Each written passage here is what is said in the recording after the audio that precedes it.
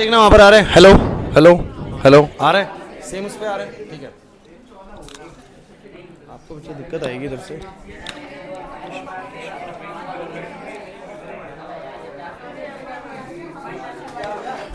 देख लोगे यहाँ से।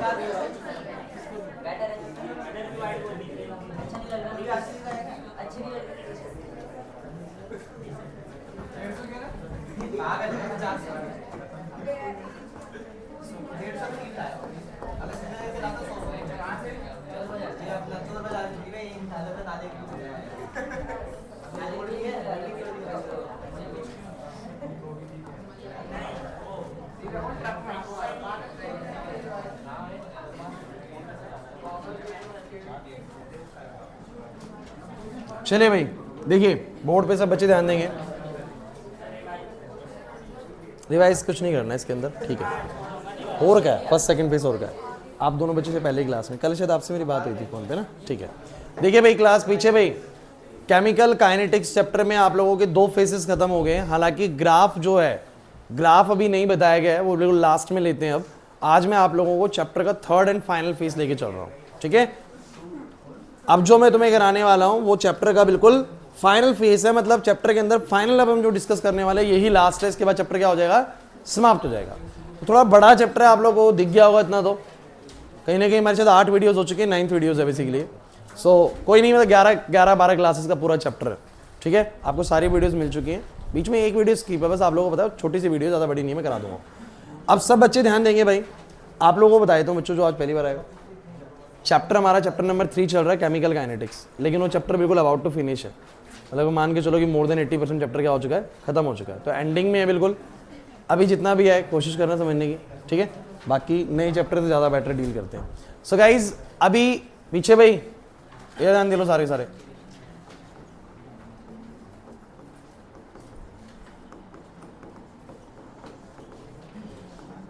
भाई जिन बच्चों ने पूरा चैप्टर पढ़ा हुआ है उन बच्चे जानते हैं कि पहला जो फेज था वो डील कर रहा था किन चीजों के साथ, रेट ऑफ रिएक्शंस के साथ। उसमें हमने रेट ऑफ रिएक्शन पढ़ा, उसमें हमने रेट लॉ एक्सप्रेशन पढ़ा, उसमें हमने ऑर्डर पढ़ा, उसमें हमने मॉलिक्यूलैरिटी पढ़ा, यही पढ़ी थी। ये था फर्स्ट फेज। जबकि सेकंड फेज जो था बड़ा इंटरेस्टिंग था, आप लोग जानते हैं, इंटीग्रेटेड रेट इक्वेशंस, है ना। और उसमें एक चीज बड़ी हाफ लाइफ, है ना।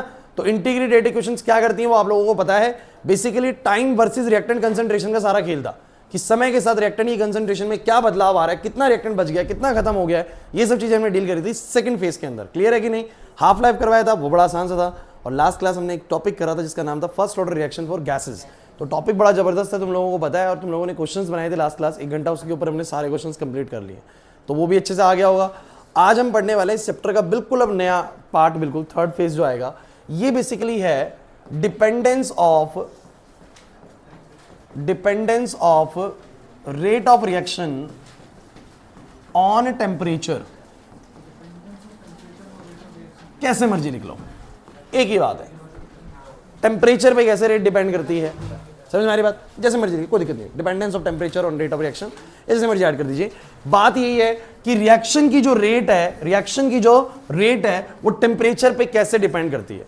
अच्छा, जो बच्चे ज्यादा शुरू से इस क्लास को अटेंड नहीं कर पाए हैं, आप लोग एक बात समझ लीजिए, चैप्टर डील करता है रिएक्शंस की रेट के साथ। रिएक्शंस की रेट मतलब रिएक्शंस कितनी तेज हो रही हैं। रिएक्शंस मतलब केमिकल रिएक्शंस। जैसे कि मैंने आपको बोल दिया, घर में आप मैगी बना रहे हैं तो वो बोल रहे 2 मिनट में बन जाएगी, बनती नहीं है हालांकि, लेकिन मैगी को बनाने को बोले और एक सब्जी बनाने को बोले, बोले शाही पनीर बनाना है बेसिकली और एक मैगी बनानी है, तो किस में जल्दी हो जाए, किस रिएक्शन का रेट थोड़ा फास्ट है, मैगी का, है ना। मैगी का रेट फास्ट है, शाही पनीर का कहां से फास्ट हो गया। खाने में स्वाद नहीं बोला मैंने रेट पूछा है। रेट मतलब कौन सी रिएक्शन जल्दी हो जाएगी, तो कौन सी रिएक्शन जल्दी होगी बोलो, मैगी वाली। तो मैगी का रेट ऑफ रिएक्शन क्या है, फास्ट है, और शाही पनीर का थोड़ा स्लो है, धीमे बनती है बेसिकली प्रोसेस। भाई इधर देखिए बोर्ड पे, पीछे खुसफुस मत करो बादल, ये देखो बहुत इंपॉर्टेंट टॉपिक है। इस साल भी इसके ऊपर डायरेक्ट एक 3 नंबर का क्वेश्चन आ रहा है, जो टॉपिक मैं तुम्हें आज करा रहा हूँ, और आज ही हम उस न्यूमेरिकल्स तक आ जाएंगे इजीली, ठीक है। सो सब बच्चों को बस बोर्ड पे ध्यान देना है, बड़ा जरूरी टॉपिक है भाई। तो भाई क्या होता है, इस टॉपिक पे या इस वाले कॉन्सेप्ट पे काम कर रहे थे जिन साइंटिस्ट का नाम है अरीनियस। अरीनियस इस कॉन्सेप्ट पे काम कर रहे थे, और अरीनियस का क्या मानना था वो समझिए। अरीनियस ये कहते हैं, साइंटिस्ट है भैया, जैसे तुम सचिन हो वैसे एक अरीनियस थे, तो अरीनियस का क्या मानना है वो समझिए। अरीनियस ने एक ऑब्जर्व करा कि हम रिएक्शंस के अंदर जब टेम्परेचर बढ़ाते हैं तो रिएक्शंस का रेट बढ़ जाता है। जनरली आपने ऐसा ही देखा है शायद कि जब आप टेम्परेचर बढ़ाते हैं, घर पे आपको सब्जी बना रहे हैं और आँच थोड़ी सी बढ़ा देते हैं तो क्या होता है, थोड़ा जल्दी काम होने लग जाता है। बोलो होता है कि नहीं होता? बड़ी आंच में चीज़ जल्दी बन जाती है। So higher the temperature higher will be the rate of reaction. सबसे पहली चीज जो ऑब्जर्व करी थी वो उन्होंने यही करी थी कि जब जब मैं टेम्परेचर बढ़ाता हूं तो रिएक्शंस की रेट क्या हो जाती है, बढ़ जाती है। और एक और चीज इन्होंने मैथमेटिकली ऑब्जर्व करी कि इन्होंने पाया कि for every 10 degree rise in temperature, जब मैं हर बार 10 डिग्री सेल्सियस टेम्परेचर रेज करता हूं, रेट कांस्टेंट डबल हो जाता है। रेट कांस्टेंट डबल होने का मतलब फिलहाल आप ये मान के चल सकते हैं कि रिएक्शन की रेट डबल हो जाती है। रिएक्शन की रेट क्या होती है, डबल। मतलब कि अगर आप टेम्परेचर को 10 डिग्री सेल्सियस से रेज कर देते हैं तो जो काम 5 मिनट में हो रहा था वो अब बस कर दिया काम तमाम। यही मैं सुनना चाह रहा था। मैंने बोला टेम्परेचर बढ़ता है तो रेट बढ़ती है। तो अगर कोई काम पहले 5 मिनट में हो रहा था तो 10 डिग्री सेल्सियस बढ़ाने पे मैंने बोला रेट दुगनी हो जाती है। तो अब कितने मिनट में होगा? हाँ 2.5 मिनट में होगा ना, 10 मिनट में नहीं होगा। फ्लो में देखो वो दुगना कर दिया फटाफट से। तो मैंने बोला, समझे मेरी बात को, for every 10 degree rise in the temperature the rate of the reaction get double. Rate double हो जाने का मतलब क्या है, काम जल्दी हो जाएगा। रेट डबल हो गया तो काम जल्दी हो जाएगा ना। तो मतलब जो काम 5 मिनट में हो रहा था वो कितने मिनट में होगा, 2.5 मिनट में। सिंपल। तो यहां पर अरीनियस की थ्योरीज ये कहती हैं, अरीनियस theories shows that for every 10 degree Celsius rise in temperature,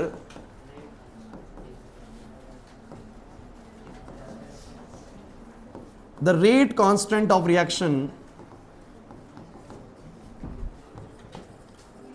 nearly become doubled।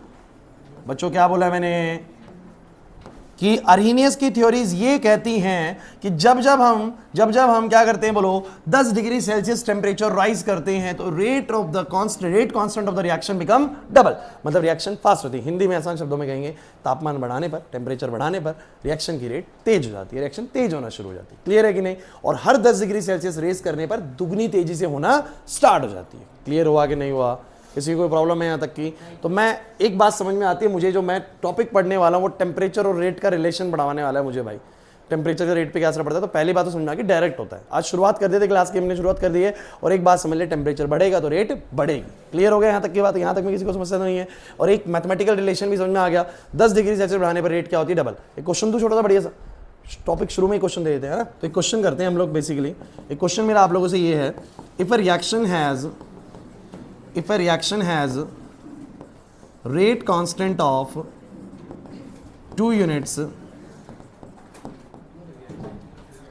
at 20 degree Celsius, then what will be the new rate constant at 70 degree Celsius?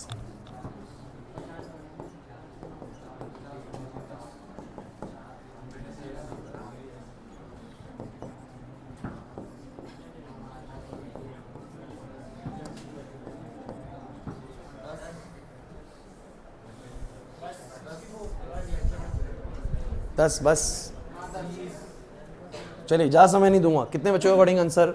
Option number A is the right answer. Option number A is the right answer. The rate constant is 2 at the temperature of 20 degree Celsius. So what will be the new rate constant, क्योंकि rate तो बढ़ेगा, at the 70 degree Celsius, at temperature 70 degree Celsius. हाँ लखन 64, लखन कहते हैं 64। और बच्चे 32। चलिए 10 32। 10 के साथ कोई नहीं है? बादल विशेष कुछ थोड़ा अलग कर देते हैं ना, क्या पता यही सही हो। तो कितने बच्चे भाई जाते हैं ऑप्शन नंबर ए के साथ? हैंड रेज जरूर करना है, जो आपको लगता है वो जरूर बताना है बच्चों, चाहे गलत ही क्यों लग रहा हो। तो ए ऑप्शन यानी 10 के साथ जाएंगे, इतने बच्चे जाते हैं। बी ऑप्शन 32 फटाफट से 32। ओके बहुत सारे बच्चे। 64। कुछ बच्चे 128। आईपीएल ऑप्शन चल रहा है, 128 खत्म। 128 से कोई नहीं है। चलिए अब मुझे एक बात बताओ बच्चों, आप लोगों ने ऊपर वाली स्टेटमेंट को ध्यान से पढ़ना है। कहता है कि अरेनियस की स्टडीज ये कहती हैं कि हर 10 डिग्री टेम्परेचर बढ़ाने पर रेट कांस्टेंट दुगना हो जाएगा, है ना। तो आप लोगों को क्या करना था, वैसे तो कुछ बच्चों ने सोचा दुगना है बेसिकली 2 है, तो 50 डिग्री सेल्सियस बढ़ा 2 करके होएगा 10 हो जाएगा। ये सबसे गलत चीज है, ये सबसे गलत आंसर है ना, इसको थोड़ा दो, ये सबसे गंदा आंसर है, ठीक है, ये सोचना ही नहीं था। तो अब सुनो, बस 20 डिग्री सेल्सियस पे 2 का रेट कांस्टेंट है, इतने टेम्परेचर पर इतने का रेट कांस्टेंट है? एक और चांस दे देंगे, 64 आएगा। चलो अब 30 डिग्री सेल्सियस पे बच्चों प्लीज, अब सुनिए बोर्ड पे, अब मेरी बारी है। जब 10 डिग्री सेल्सियस बढ़ा तो दुगना होगा, तो 2 का बोलो कितना होगा, 4 होगा। लेकिन अब 30 पे 4 हो चुका है ना जैस्मीन, 30 पे कितना हो चुका है, 4। तो जैसे ही अब तापमान 40 डिग्री सेल्सियस होगा फिर दोबारा रेट दुगनी हो जाएगी, 8 नहीं हो जाएगी? नहीं आया समझ में? पक्का नहीं आया? सुन, 20 डिग्री सेल्सियस में कितने का रेट कांस्टेंट है, 2 का। अब 10 डिग्री सेल्सियस अगर टेम्परेचर बढ़ा रहा है तो रेट कांस्टेंट क्या हो रहा है, डबल। गाइस प्लीज देखो भाई, किसी और को समझा रहे हैं, आपको चुप रहना पड़ेगा। 20 पे 2 है, तो अगर मैंने 10 बढ़ाया तो दुगना होगा ना, तो 2 का 4 हो जाएगा। अगर 2 यूनिट से पहले रेट चली तो कितने चलेगी, 4 से चलेगी। फिर अगर 30 से 40 हुआ, 10 और बढ़ा तो अब दुगना और होएगा। तो 30 पे तो 4 है ना, तो 40 पे कितना हो जाएगा, 8 हो जाएगा। नहीं रहेगा तुम्हें? इसके बाद 50, 16 और 60 पे और 70 पे ऑप्शन नंबर, ठीक है, क्लियर हो गया। तो ये बहुत सिंपल सा 1 मार्क क्वेश्चन होता है, गलती कर जाते हैं बच्चे, आपको ध्यान रखना है। क्लियर हुआ कि नहीं हुआ? नहीं आया समझ में? हर बार डबल होगा, हर बार डबल होगा, मतलब 2 to the power n कर सकते हैं वैसे इसको। नहीं आएगा इतना बड़ा, कभी नहीं आएगा, वो रेंज में ऐसे जाएगा। और मैं इसका फॉर्मूला तुम्हें बता दूंगा, जो भी वैल्यू है इनटू में 2 to the power n करना होता है वैसे, ठीक है, वो लास्ट में। लेकिन पहले अभी सब बच्चे, एक क्लास इधर, अभी बच्चे यहाँ पर ध्यान देंगे, ठीक है। सो ये वाला फॉर्मूला, तुम ये क्वेश्चन तुम्हें समझ में आ गया अच्छे से, कोई दिक्कत तो नहीं थी यहाँ तक में, ये बहुत ईजी क्वेश्चन है। अब चलते हैं बच्चों आगे की तरफ। अब आगे क्या बोलता है, अब बहुत जरूरी चीज स्टार्ट हो रही है, और थोड़ी सी स्टार्टिंग में आप लोगों को मुश्किल लगेगी, शुरू से 5 से 10 मिनट, उसके बाद वो ईजी हो जाएगी जब मैं चीजों को थोड़ा सा एलेबोरेट करके बताऊंगा, ठीक है। अब बोर्ड पे सुनिएगा, Arrhenius also gives a mathematical relation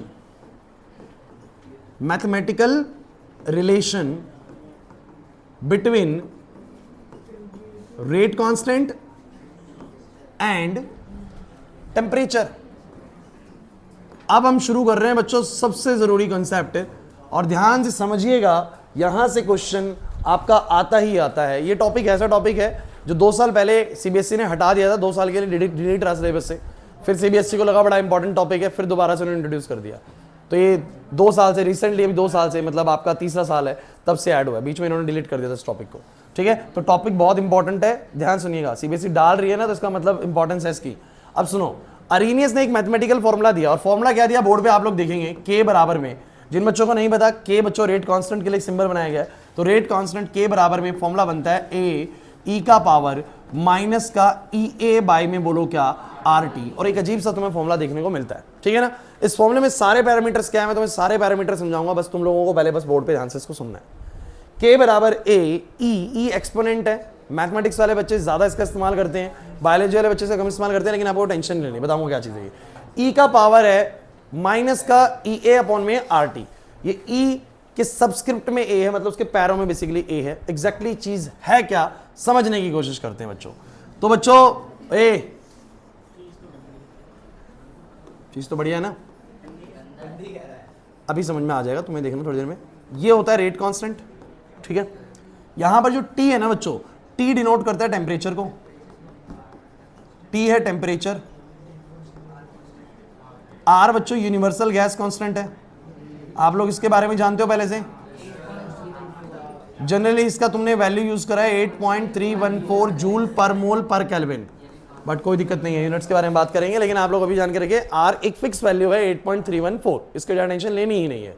और जो ई है ना बच्चों, this is the most important thing in this formula, this is the activation energy, activation energy of reaction. भैया ये चीज आप लोगों के लिए बिल्कुल नहीं है, आपको ध्यान देना है, एक्टिवेशन एनर्जी ऑफ रिएक्शन। इसको मत हिलाओ, बंद हो जाएगा, उसको मत छेड़ना यार, मच्छर लगने तो कोई दिक्कत नहीं है, ये बंद हो जाएगा बिल्कुल, ये बंद हो जाएगा, फिर दिक्कत हो जाएगी। सो ये माने बोलो क्या, एक्टिवेशन एनर्जी।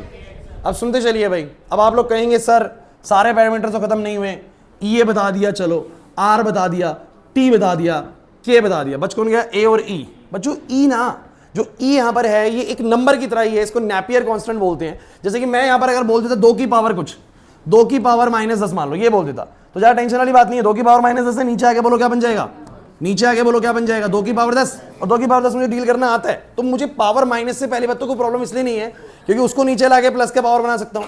दूसरी चीज, कोई भी नंबर होगा तो मैं सॉल्व कर लूंगा। बस ये क्या होता है, जो नेपियर कांस्टेंट होता है ना, ई जो होता है जिसको हम एक्सपोनेंट बोलते हैं, ये वैल्यू जो होता है 2 नहीं होता, ये लगभग 2.7 के आसपास होता है। कितना होता है बोलो, 2.7 के, बस 2.7 नहीं लिखते, लिखते ई ही है, लिखते बोलो क्या है, ई। लेकिन ये कुछ मान के चलो जैसे कोई नंबर है 2.7। अब आप कहेंगे सर मान लीजिए कि मेरे को इसके ऊपर एक न्यूमेरिकल आ गया, चिंता नहीं करनी आप लोगों को, आपको न्यूमेरिकल आ गया, आपको ई मिला हुआ है, आर मिला हुआ है, टी मिला हुआ है, ए मिला हुआ है, के निकालने को बोल दिया, सर मैं कैसे सॉल्व करूंगा ये चीज। तो आपको कभी भी न्यूमेरिकल्स में ये वाला फॉर्मूला इस्तेमाल ही नहीं करना। मैं इसी फॉर्मूले को मैंने कहा था सिंपल करूंगा, जिसके बाद आपको इसको क्या करना है बोलो, इस्तेमाल करना है। लॉग लगाने के बाद इसको सिंपल करेंगे। फिलहाल तुम लोगों को बस जितना बताऊं उतना सुनना है। तो मैंने क्या बोला, के तो ये मेरा के हो गया, पहले पैरामीटर समझ लो फिर इसका मतलब समझाऊंगा पूरी क्वेश्चन का। टी माने टेम्परेचर हो गया, आर माने यूनिवर्सल गैस कांस्टेंट हो गया, ई माने हो गया एक्टिवेशन एनर्जी। सब बताऊंगा क्या चीज है। ई जो है केवल स्मॉल ई है बच्चों, ये है नेपियर कांस्टेंट, जैसे कोई कांस्टेंट नंबर है 2.7 ऐसे है बस। और ए बच्चों ये है अरीनियस कांस्टेंट, ये है अरीनियस, जिसके बारे में अरीनियस को भी एग्जैक्टली पता नहीं था। और कहेंगे सर ये कैसे बात है, हाँ सच्ची, अभी जब मैं इसको पूरा एक्सप्लेन करूंगा तब तुम्हें इस बात का जवाब मिल जाएगा कि Arrhenius don't know about this factor, और इस कांस्टेंट के बारे में उनको ज्यादा पता नहीं था, बस उन्होंने बोल दिया कि एक वैल्यू है बस यहाँ पर फॉर्मूले में, मतलब नहीं पता इसका क्या है। तो अरीनियस कांस्टेंट लेटर ऑन कुछ थ्योरीज आई जिनमें इसके बारे में पता लग गया था, मतलब लास्ट तक आपको जरूर पता लग जाएगा, बट अरीनियस के टाइम तक इसके बारे में नहीं पता था। अब सुनते चलिए, पैरामीटर मैंने सारे लिख दिए, अब 1 बाय 1 हम सब पैरामीटर्स को समझने की कोशिश करते हैं। पहले पैरामीटर समझ में आ गए, के माने बोलो क्या, रेट कांस्टेंट, टी माने बोलो क्या, temperature, R universal gas constant है, ई माने एक्टिवेशन एनर्जी है, ई एक नंबर है बस 2.7 जैसे नंबर होता है कोई, और ए बच्चों अरीनियस कांस्टेंट है। ठीक है, अब मुझे बताओ अगर मैं इस इक्वेशन को अगर ऐसे लिखूं, ध्यान सुनो, ए तो ऐसे लिख दिया, और जो ई की पावर माइनस है अगर उसको नीचे लिया हो तो बोलो क्या हो जाएगा, ई की पावर प्लस में आ जाएगा, ऐसा हो जाएगा। अब मैं समझने की कोशिश करता हूं इसके अकॉर्डिंग, मुझे एक बात थ्योरेटिकली समझ में आ चुकी है, टेम्परेचर बढ़ेगा तो रेट बढ़ेगी। देखते हैं फॉर्मूले में क्या सही में ऐसा है, समझें एक बार। तो मुझे सब बच्चे बताना, अगर फॉर्मूले में टेम्परेचर बढ़ेगा तो रेट बढ़ रही है घट रही है। अब आप देखो टेम्परेचर बढ़ेगा, अब थोड़ा कितना कैलकुलेशन आना चाहिए, टी अगर बढ़ा टेम्परेचर बढ़ा तो ई ए बाय आर टी, जो पावर है पूरी, ई ए बाय में क्या आर टी, इतना मैथमेटिक्स आप जानते हैं। अगर डिनोमिनेटर बढ़ रहा है, टी बढ़ रहा है तो पूरी ओवरऑल वैल्यू घट रही होगी, अरे बस बात है यार। तो मैंने बोला टी बढ़ रहा है तो पूरे डिनोमिनेटर जो पावर वाली वैल्यू है ई ए बाय आर टी, ये बोलो क्या हो रही है, घट रही होगी। और अगर ये घट रही होगी तो पूरा ई की पावर, जब किसी की पावर ही घट रही है, अगर ये बहुत मुश्किल मैथमेटिक्स कुछ नहीं है, मैं बोल रहा हूं टी बढ़ रहा है तो पावर घट रही है, और पावर घट रही है तो किसी की पावर ही कम हो जाएगी, तो ओवरऑल वैल्यू भी क्या हो जाएगी, कम। और ओवरऑल वैल्यू अगर कम हो गई तो ये, तो टी के बढ़ने पर के क्या हो रहा है, बढ़ रहा है, टी के बढ़ने पर के क्या हो रहा है, थ्योरेटिकली क्या डिस्कस करा था, ऐसा ही होगा। मैथमेटिकली फॉर्मूले में दिख रहा है कि नहीं दिख रहा, बस इतना बताओ। मैथमेटिकली वो चीज सुटेबल लग रही है कि नहीं लग रही फॉर्मूले में, कि सर बिल्कुल लग रही है सर, टी जब बढ़ेगा तो ई बाय में आर टी भी क्या होगा, घटेगा, और जब ये घटेगा तो पूरी पावर भी घटेगी सर, वैल्यू पूरी घटेगी, और जब ये घटेगी तो बोलो के क्या होगा, बढ़ेगा। तो इनडायरेक्ट वे में बोल सकता हूं कि टी के बढ़ने पर के बढ़ता है, टी के बढ़ने पर के। चलो टी वाली बात समझ में आ गई। आर तो कांस्टेंट है, उसका वो लेने देना नहीं। अब आते हैं बहुत जरूरी टॉपिक पे जिसका नाम है एक्टिवेशन एनर्जी। अच्छे से सुनना, इसके बिना आगे का पूरा चैप्टर जीरो हो जाएगा अगर तुम्हें ये समझ में नहीं आया तो। इसे ध्यान सुनना, एक्टिवेशन एनर्जी क्या होती है। चलिए तो मैं वापस आऊंगा टॉपिक पे, चिंता मत करिए, क्वेश्चन में वापस आऊंगा। पहले मैं क्या समझाना चाह रहा हूं तुम लोगों को, एक्टिवेशन एनर्जी।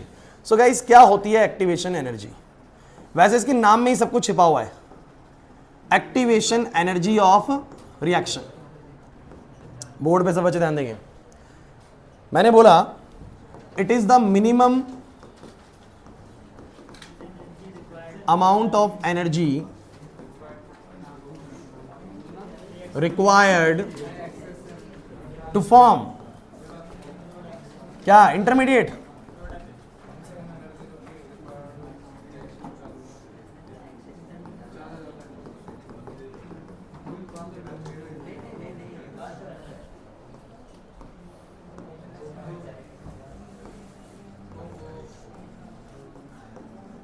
चलिए अब मैंने यहां पर कुछ लिखा भाई, चलिए मैं आपको तो कुछ समझाता हूं। एक्टिवेशन एनर्जी क्या चीज़ है ना, कहते हैं कोई भी रिएक्शन हो रही है, आपने कुछ रिएक्टेंट्स मिलाए और आप चाहते हैं प्रोडक्ट बन जाए। आपने रिएक्टेंट्स मिलाए तो ज़रूरी नहीं है कि आपने रिएक्टेंट्स मिलाया और प्रोडक्ट बन ही जाएगा। हर रिएक्शन को कुछ एक्टिवेशन एनर्जी की नीड होती है रिएक्शन को कंप्लीट करने के लिए। Let us take an example, मैं आपको एग्जांपल देके दिखाता हूँ। आप लोग चाय बनाते हैं सुबह घर में, मान लीजिए।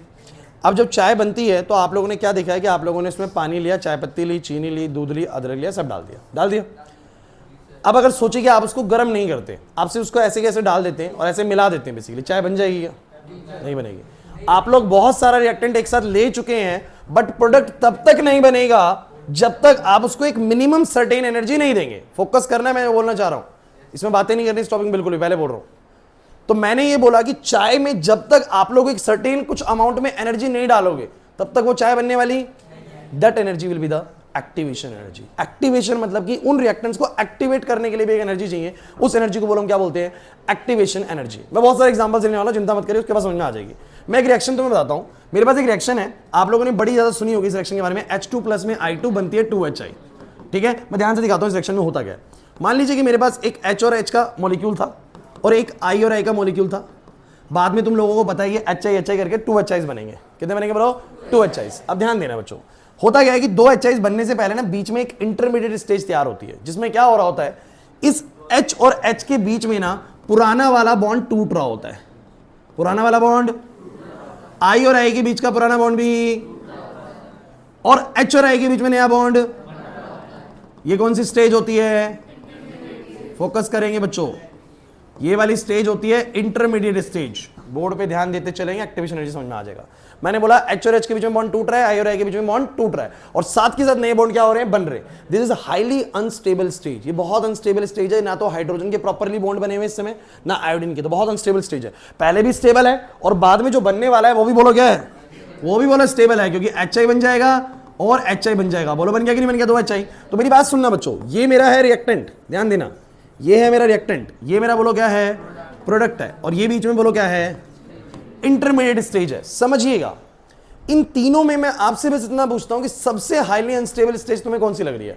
क्या हाइड्रोजन इधर बहुत अनस्टेबल है, या इधर बहुत अनस्टेबल है, या इधर बहुत अनस्टेबल है? इधर, क्योंकि यहां ना तो हाइड्रोजन से प्रॉपर्ली बॉन्ड बना हुआ है, ना आयोडीन से प्रॉपर्ली बॉन्ड बना हुआ है। यहां बॉन्ड टूट भी रहे हैं और नए बॉन्ड बन भी रहे हैं। तो ये स्टेज बड़ी खतरनाक होती है किसी मॉलिक्यूल के लिए, बिकॉज वो बोलेगा पूरी तरीके से किसी से भी भैया मेरे इलेक्ट्रॉन्स पूरे प्रॉपर शेयर नहीं हो रहे, भाई समझने की कोशिश नहीं है। तो ये वाला स्टेज होता है रिएक्टेंट, एक होता है प्रोडक्ट, और बीच में बोलो कौन सा स्टेज बनता है, इंटरमीडिएट स्टेज। और इंटरमीडिएट स्टेज बनने के लिए, अब मैं बड़ी इंपॉर्टेंट बात कह रहा हूं, एक रिएक्टेंट को इंटरमीडिएट स्टेज बनने के लिए कुछ सर्टेन एनर्जी पहले चाहिए, तभी ये बनेगी। और ये जब तक नहीं बनेगी तब तक ये बनने वाला, क्योंकि यार H और I के बीच में बॉन्ड तभी बनेगा ना जब पहले H और H के बीच में और I और I के बीच में क्या होगा, बॉन्ड टूटेगा। क्या होगा?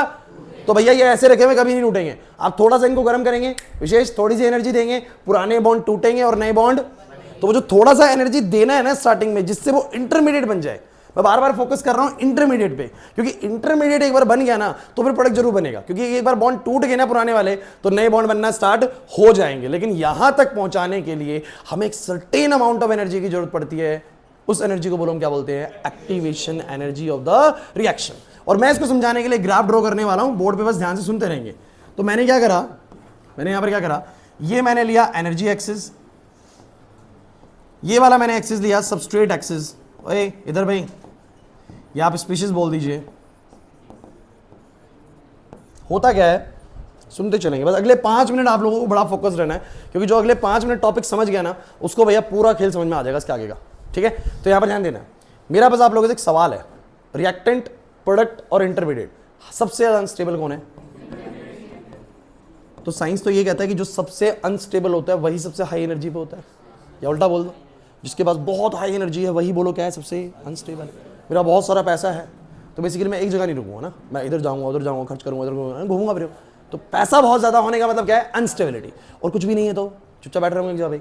सेम वैसे ही एनर्जी बिल्कुल नहीं है, कम एनर्जी है, खत्म है, तो एक शांति में रहेंगे। तो साइंस ये कहती है बेसिकली कि जब आपके पास एनर्जी ज्यादा होती है तभी आप अनस्टेबल होते हैं। तो ये वाला सिस्टम बहुत हाई एनर्जी पे है। तो सबसे ज्यादा हाई एनर्जी पे इन तीनों में बोलो कौन है, इंटरमीडिएट। ये भी लो एनर्जी पे और ये भी लो एनर्जी पे। अब कौन सा ज्यादा लो पे है वो कोई फर्क नहीं पड़ता उस बात से। वो मैं तुम्हें बाद में बताऊंगा कि कौन सा वाला ज्यादा लो पे होगा, कभी ये भी ज्यादा लो पे होता है और कभी कभी ये ज्यादा लो पे होता है। मतलब ऐसा वो डिपेंड करता है कि एंडोथर्मिक रिएक्शन है या एक्सोथर्मिक। वो अभी मैं थोड़ा सा अगला टॉपिक है तो उस पर नहीं जाना अभी बस आपको समझना है कि इन तीनों में सबसे ज्यादा अनस्टेबल कौन है, इंटरमीडिएट है नंदनी। सबसे हाई एनर्जी में भी कौन है बोलो, इंटरमीडिएट है। और मैं मान के चल लेता हूं, चलो मान लेते हैं आपको ऐसा लग रहा होगा ये ज्यादा स्टेबल होगा तभी तो वो ऐसा बना होगा, तो मान लेते हैं ये ज्यादा स्टेबल है। तो बच्चों हुआ क्या, बोर्ड पे देखना, यहां मेरा ना रिएक्टेंट है, इस जगह पे मेरा रिएक्टेंट है। रिएक्टेंट मतलब कौन, H2 प्लस में बोलो कौन, I2। चलो मैं H2 और I2 ना लिख के मैं इसको क्या लिख देता हूं, रिएक्टेंट लिख देता हूं। क्या लिख देता हूं, तो रिएक्टेंट अपने आप में कुछ एनर्जी रखता था। फोकस करेंगे, रिएक्टेंट अपने आप में कुछ एनर्जी रखता है। कितनी एनर्जी बोलो, इतनी energy. But this energy is not sufficient to give the complete reaction. But ये एनर्जी सफिशिएंट नहीं है रिएक्शन को देने के लिए। जैसे कि आपके जो चाय बना रहे हैं ना, पानी, चाय पत्ती, चीनी, दूध सब मिला दिया, बट वो स्पीशीज के पास जितनी एनर्जी है ना वो सफिशिएंट नहीं है चाय बनाने के लिए। बोला एग्री करते कि नहीं करते?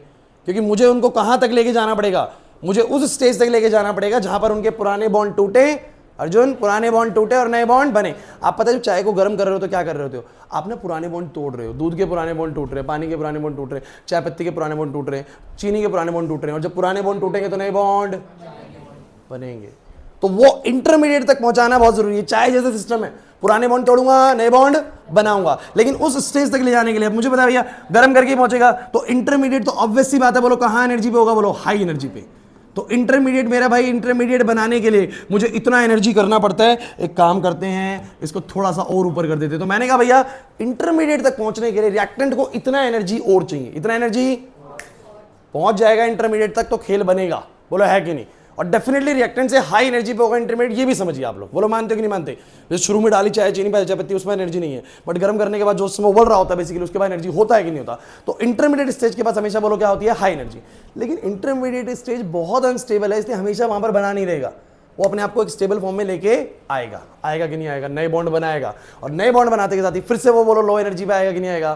तो हमारा जो प्रोडक्ट होता है बच्चों, जो हमारा प्रोडक्ट होता है, ध्यान देना है, प्रोडक्ट वापस से बोलो इससे ऊपर भी हो सकते हैं, इससे नीचे भी आ सकते हैं। तो मान लेते प्रोडक्ट यहां आ गया, तो मेरी बात समझेंगे बच्चों। तो हमारे रिएक्टेंट के साथ क्या हुआ, हमारा रिएक्टेंट पहले बोलो कहां पहुंचा, इंटरमीडिएट, और इंटरमीडिएट के वापस इंटरमीडिएट कहां पहुंचा, बोलो प्रोडक्ट पे। इंटरमीडिएट कहां पहुंचा, बोलो फुल एंड फाइनल रिएक्टेंट बाद में लो एनर्जी पे आ गया। कहां आ गया, बोलो लो एनर्जी पे, और ज्यादा स्टेबल हो गया। ज्यादा क्या हो गया, स्टेबल।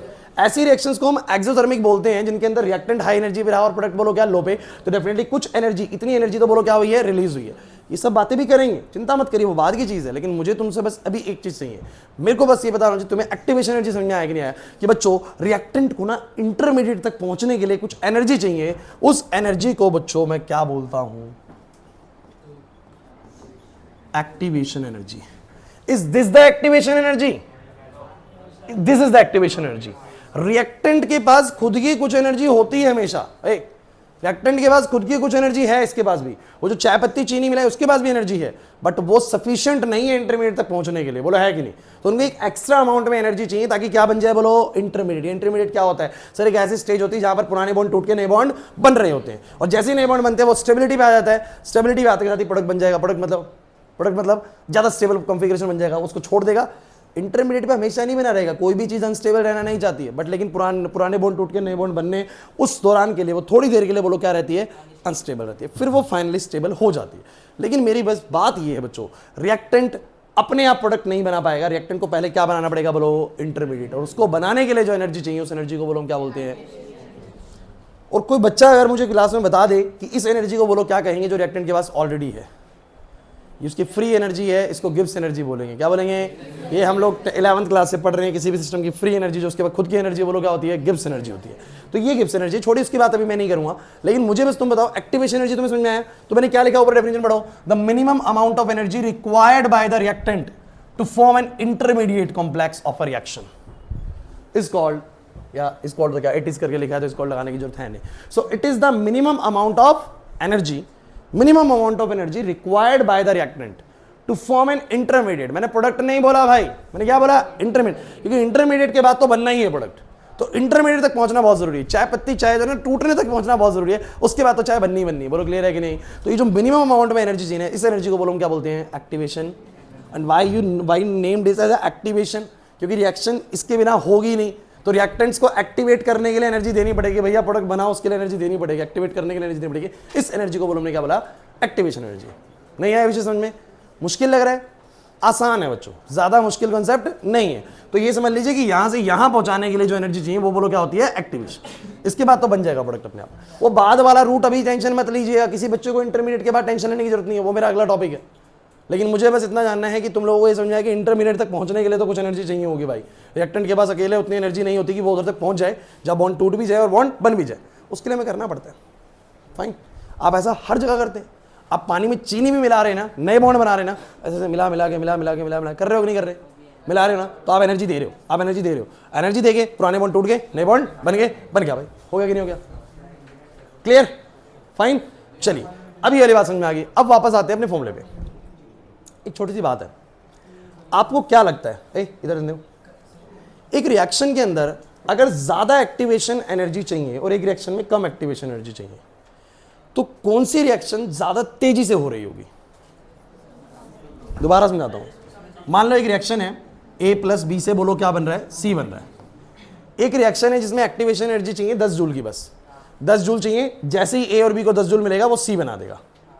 ऐसे A और B के एक मॉलिक्यूल नहीं होता कंटेनर के अंदर, तो A के भी मिलियंस ऑफ मॉलिक्यूल्स हैं, B के भी मिलियंस ऑफ, ऐसे कंबाइंड होते हैं, C बनाते रहते हैं, कंबाइंड होते हैं, C बनाते रहते हैं। एक सवाल पूछ रहा हूं आपसे बस, अगर किसी रिएक्शन में 10 जूल का एक्टिवेशन चाहिए और किसी रिएक्शन में 100 जूल का एक्टिवेशन चाहिए, तो कौन सी रिएक्शन ज्यादा तेजी से होती जा रही होगी? बड़ा सिंपल रीजन है सर, 10 जूल जल्दी से मिल जाएगा और 100 जूल देर में मिलेगा। 100 जूल, अरे ऑब्वियस सी बात है यार, आपको एनर्जी देनी है, आप गर्म कर रहे हैं बेसिकली, तो 10 जूल तो जल्दी जल्दी मिलेगा। जैसे 10 जूल मिलता रहा, 10 जूल मिलता रहा, होते रहे A और B कंबाइन, C बनते रहे, A और B कंबाइन, C बनते रहे। तो कोई रिएक्शन तो ऐसे थोड़ा सा गर्म करती हो जाती है, कोई रिएक्शन को बहुत गर्म करना पड़ता है तब हो पाती है। बोलो है कि नहीं, बोलो है कि नहीं, है कि नहीं? तो मैंने ये बोला कि भैया सबका एक्टिवेशन एनर्जी बोलो क्या होता है, अलग अलग होता है। और मुझे एक लॉजिक और समझ में आया कि जिन रिएक्शंस का एक्टिवेशन एनर्जी ज्यादा होता है, वो फास्ट होती हैं, स्लो होती हैं, स्लो होती हैं। और पता है पेपर में क्या गलती होती है? पेपर में ना शब्द सुना जाता है ना, बोलते हैं कि एक reaction as a very high kinetic, high activation energy, the reaction is fast और स्लो। तो वो बोलते हैं हाई एक्टिवेशन एनर्जी। अब देखो बच्चा पढ़ता नहीं है, उसको दिखता है हाई एक्टिवेशन एनर्जी, ये तो भैया एक्टिवेशन एनर्जी तो हाई है, तो एक्टिवेशन एनर्जी हाई तो वो शब्दों पे जाता है, तो उसको लगता है रेट भी क्या होगी, फास्ट होगी। लेकिन जिस रिएक्शन का एक्टिवेशन एनर्जी हाई होता है वो रिएक्शन स्लो होता है। Gate my point? क्योंकि अगर एक्टिवेशन ज्यादा चाहिए तो समय लगेगा, रेट स्लो हो जाएगा। क्लियर हुआ कि नहीं हुआ? तो मैं ये बोलूंगा हाई एक्टिवेशन एनर्जी, अरे इधर हाई एक्टिवेशन एनर्जी। अच्छा, एक्टिवेशन एनर्जी का सिंबल क्या है बोलो? E के नीचे A, सबस्क्रिप्ट में A, एक ही चीज है ये, activation energy. So high activation energy means slower rate of reaction. बोलो क्लियर है? एंड मैंने बोला लो एक्टिवेशन एनर्जी मींस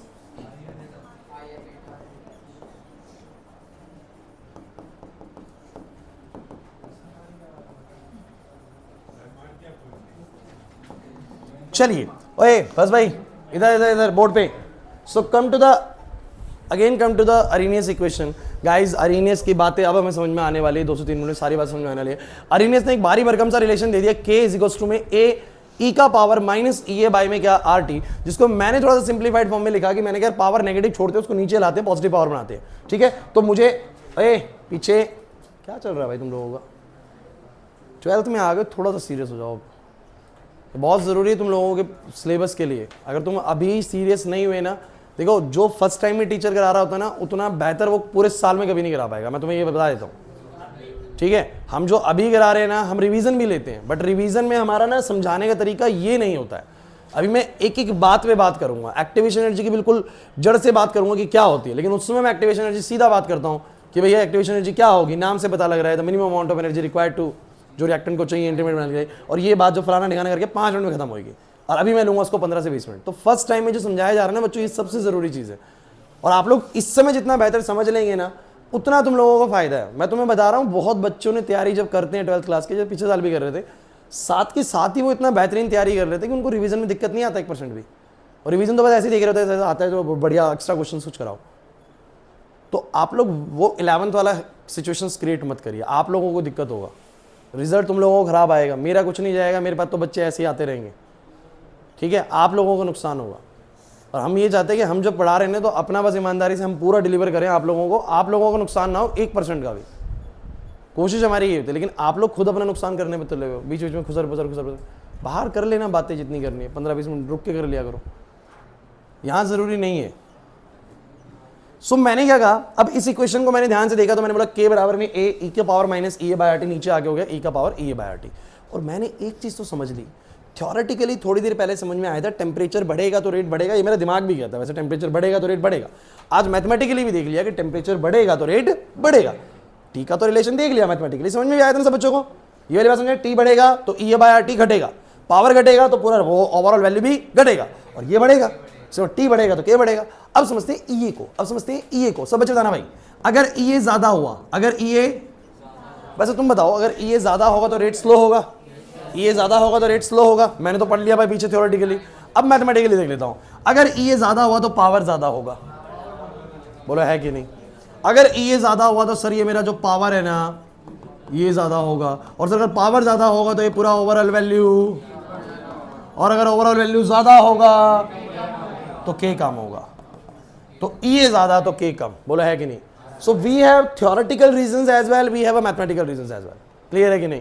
तो मुझे ना के की डिपेंडेंसी टी पे और ई ए पे थ्योरेटिकली भी समझ में आनी चाहिए और मैथमेटिकली भी समझ में आनी चाहिए, तब हम समझते हैं कि हमें यार इन्हें समझ में आया। नहीं समझे मेरी बात को, मैंने क्या बोला, मैंने कहा कि रेट कांस्टेंट की या रेट की बेसिकली डिपेंडेंसी टेम्परेचर पे थ्योरेटिकली भी समझ में आई कि टी ज्यादा होगा, टेम्परेचर ज्यादा होगा तो रेट ज्यादा होनी चाहिए, दिखता भी है आसपास, और मैथमेटिकली भी समझ में आया मैंने जब रिलेशन देखा। वैसे ही एक्टिवेशन एनर्जी ज्यादा होगी तो रेट स्लो होगा, ये मुझे लॉजिकली भी समझ में आता है सर कि ज्यादा नीड है एनर्जी की तो स्लो हो जाएगी, और मुझे मैथमेटिकली भी समझ में आता है कि ई ए ज्यादा होने पे नीचे का डिनोमिनेटर ज्यादा हो जाएगा तो के बोलो क्या हो जाएगा, कम हो जाएगा, तो ई ए ज्यादा होने पे के कम होगा, बोलो क्लियर है कि नहीं। सो हमारे पास अब मैथमेटिकल तरीका भी है और थ्योरेटिकल रीजन भी है, क्लियर हुआ कि नहीं हुआ। अब आप बात करेंगे सर के का रिलेशन टी से और ई ए से तो समझ में आ गया, आर से तो बच्चों तुम्हें भी नहीं चाहिए, कांस्टेंट है यार, उसका क्या करना है, कांस्टेंट है, उससे कोई दिक्कत नहीं है, आर भी नहीं चाहिए। ई बच्चों तुम्हें पता है कि नंबर है, ई तुम्हें पता है क्या बोलो, नंबर है। ए अरीनेस कांस्टेंट, अभी आपको भी ध्यान नहीं देना, बस वैल्यू ध्यान रखना, ए बस होता है यहाँ पर, अरीनेस कांस्टेंट होता है, क्योंकि इस स्टेज पे अरीनेस कांस्टेंट आपको समझाया नहीं जा सकता, क्योंकि मैं तुम्हें बता देता हूं पंगा क्या चल रहा था। चलो मैं बता देता हूं तुम्हें रीजन क्या था इसका। हुआ क्या कि जब अरीनेस इस पे काम कर रहे थे तो अरीनेस को यही लगा कि रेट जो है ना, उन्होंने फॉर्मुले बना लिए, उनको समझ में आया कि रेट जो है ना कुछ ऐसे आ रही है कि वो एक्टिवेशन एनर्जी और टेम्परेचर के साथ ऐसे रिलेशन में है। लेकिन जब वो इस फॉर्मुले से कैलकुलेशंस कर रहे थे तो हर बार रेट कांस्टेंट की वैल्यू इसके बराबर नहीं आ रही थी, इसके बराबर हर बार कुछ ऐसे आ रही थी, जितनी ये वैल्यू आ रही है ना इससे 4 गुना, या जितनी ये वैल्यू आ रही है इससे 10 गुना, हर बार जितनी वैल्यू आ रही है इससे 20 गुना, कुछ ना कुछ गुना करके आ रहा था। और वो गुना करके क्यों आ रहा था, वो उसका रीजन उनको पता नहीं था। तो उन्होंने बोला कि भैया देखो ऐसा है, अभी ये वाली वैल्यू को मैं एक नाम देता हूं कि यहां पर ना कोई वैल्यू आती है, बस कोई फिक्स वैल्यू भी नहीं है, कभी 5 कभी 10 कभी कुछ भी होती रहती है, तो ये बस मैंने बोल दिया अरीनेस कांस्टेंट है, क्या बोलो, और इसके कुछ गुना करके रिजल्ट आता है। तो इसके बारे में उनको नहीं पता था, बट लेटर ऑन मैं तुम्हें समझाऊंगा नेक्स्ट क्लास में, क्योंकि नेक्स्ट क्लास में तो खत्म हो जाएगा सारा चैप्टर ये, तो नेक्स्ट क्लास में तुम्हें समझाऊंगा कि बेसिकली ए जो था बाद में बताया गया कि ए एक्चुअली में था क्या, जो बार बार इतने गुना आ रहा था ना, तो रेट किसी और चीज पे भी डिपेंड कर रही थी। अभी तक तो अरीनेस को बस पता था 2 चीजों पे करेगी, बोलो किस पे, टेम्परेचर पे और एक्टिवेशन एनर्जी पे, लेकिन बाद में पता लगा था एक और चीज है, अभी नाम नहीं लूंगा कंफ्यूजन क्रिएट हो जाएगा, पहले 2 को समझेंगे उसके बाद फाइनल चीज पे बात करेंगे, क्लियर हुआ कि नहीं हुआ। तो ए का दिक्कत बच्चों अभी आपको लेना नहीं है। चलो यहां तक का फुल एंड फाइनल हो गया भाई। अब आखिरी बात करूंगा, न्यूमेरिकल शुरू करेंगे। बात ये रही सर, ठीक है आपकी सारी बातें समझ में आती है, आपने बोल दिया के बराबर में, सर मुझे इधर भाई मुझे इस फॉर्मूले का मतलब समझ में आ गया, टी के साथ डिपेंडेंसी समझ में आ गई, ई ए के साथ डिपेंडेंसी समझ में आ गई, आर और ई कांस्टेंट है, कोई दिक्कत नहीं चाहिए सर इसकी। तो ए अभी अरीनेस को नहीं पता, हमें क्या पता होगा, छोड़ देते हैं। हाँ अरीनेस को नहीं पता, हमें नहीं पता बेसिकली, छोड़ दो इसको। हाँ लेकिन वैल्यू तो जो मिलती है बेसिकली वो तो कुछ गुना मिल रही है ना, तो उनको डालना तो पड़ेगा ना वैल्यू, कांस्टेंट तो कुछ ना कुछ गुना मिल रहा है ना, कि रेट कांस्टेंट हमेशा इतने टाइम्स आ रहा है, तो उनको वो फैक्टर डालना पड़ा, और इन्होंने इसका इसी ने का नाम दिया इसको इसको मत छेड़ भाई, प्री एक्सपोनेंशियल फैक्टर। क्या बोला इसको, इसके 2-3 नाम है, मैं बता देता हूं। इसका एक नाम है प्री एक्सपोनेंशियल फैक्टर, कि एक्सपोनेंट से पहले आ रहा है, इससे इसका नाम रख दिया प्री एक्सपोनेंशियल फैक्टर, अरीनेस फैक्टर। बस पता नहीं है अभी, चिंता मत करिए, थोड़ा सा होल्ड करिए, उसके बाद आएगा। लग गया है पता, बाद में पता लगा है, ठीक है मुझे पता है, अभी नहीं पता तुम्हें, लेकिन तुम छोड़ दो भी। बोर्ड पे क्लास प्लीज। अब बात ये है बच्चों कि अगर इसके ऊपर न्यूमेरिकल आ गया, सचिन निखिल अगर इसके ऊपर न्यूमेरिकल आ गया, सोचो तुम्हें एक्टिवेशन एनर्जी का वैल्यू मिल गया, आर मिल गया, टी मिल गया, ए मिल गया, सॉल्व करने को बोल दिया, तो सॉल्व करने में बड़ा भारी भरकम है इसको, तो क्योंकि ई की पावर कैसे सॉल्व करेंगे। तो मैथमेटिकली बच्चों ये फॉर्मूला हमारे लिए न्यूमेरिकल तौर पे काम आने वाला नहीं है। तो हम क्या करेंगे, इस फॉर्मूले को पहले इजी करेंगे, इसको सिंप्लीफाई करेंगे और सिंप्लीफाई करने के बाद इसको हम न्यूमेरिकल्स में इस्तेमाल करेंगे। कैसे करेंगे, आ जाइए बोर्ड पे। देखिए जो मैं तुम्हें ड्राइव कराने वाला हूं, अगर तुम्हें ड्राइव समझ में आता है तो बहुत बेहतरीन है, नहीं आता है तो भैया पेपर में उसका कोई हिस्सा है नहीं, पेपर में कोई पार्ट नहीं है ड्राइव का, तुम डायरेक्ट रिजल्ट याद कर सकते हो कि इसी को मैथमेटिकली इक्विवेलेंटली ऐसे लिख सकते हैं और इसको हम सीधा न्यूमेरिकल्स में क्या करेंगे, इस्तेमाल करेंगे। ठीक है, आता है समझ में, बहुत बढ़िया, नहीं आता तो कोई दिक्कत नहीं है। कुछ बच्चों का डेरिवेशन पार्ट लॉग को लेके इतना बढ़िया है नहीं, तो मैं कहता हूं बच्चों इसमें पहले करूंगा taking log on both side, और taking log on both side में नेचुरल लॉग लूंगा। कौन सा लूंगा बोलो, natural logarithm on both side. अब आप कहेंगे सर ये नेचुरल लॉग क्या है बच्चों, देखिए एक लॉग होता है बेस टू द ई और एक होता है बेस टू द 10। मैंने बोला ना, आता है तो ठीक है, नहीं आता तो कोई दिक्कत नहीं है। सो ए भाई पीछे प्लीज, जो नेचुरल लॉग होता है मैं उसको ln भी लिख सकता हूं, और ln x की जितनी भी वैल्यूज होती हैं सिंपल लॉग से, ये कुछ रिलेशन होता है। जिन बच्चों को नहीं पता, लॉग बेसिकली वैसे ही मान के चलो जैसे साइन कॉस टेन थीटास होते हैं ना, ट्रिग्नोमेट्रिक फंक्शंस होते हैं कुछ, तो ये भी एक तरह का फंक्शन ही होता है। ठीक है, और ये बस मैथमेटिकली कुछ चेंजेस करेगा, जैसे कि log 10 1 होता है, log 1 0 होता है, log 7 कुछ होता है, log 20 कुछ होता है, ऐसे वैल्यूज होती है। बस log एक तरह का फंक्शन मान के चलिए, ज्यादा नहीं पता इसके बारे में कोई दिक्कत नहीं है, आप क्वेश्चंस करने आने चाहिए फिलहाल। ठीक है, ओके। सो दो तरह के लॉग होते हैं, एक सिंपल लॉग, एक नेचुरल लॉग। और नेचुरल लॉग जो होता है ना वो 2.303 टाइम्स होता है हमेशा, किससे बोलो, सिंपल लॉग से। और लॉग की कुछ प्रॉपर्टीज भी तुम लोगों को मैं बता चुका हूं बच्चों। एक होती है log m की पावर n, बोलो क्या होता है, n log m। एक होता है log m इंटू n, एक होता है log m बाय n,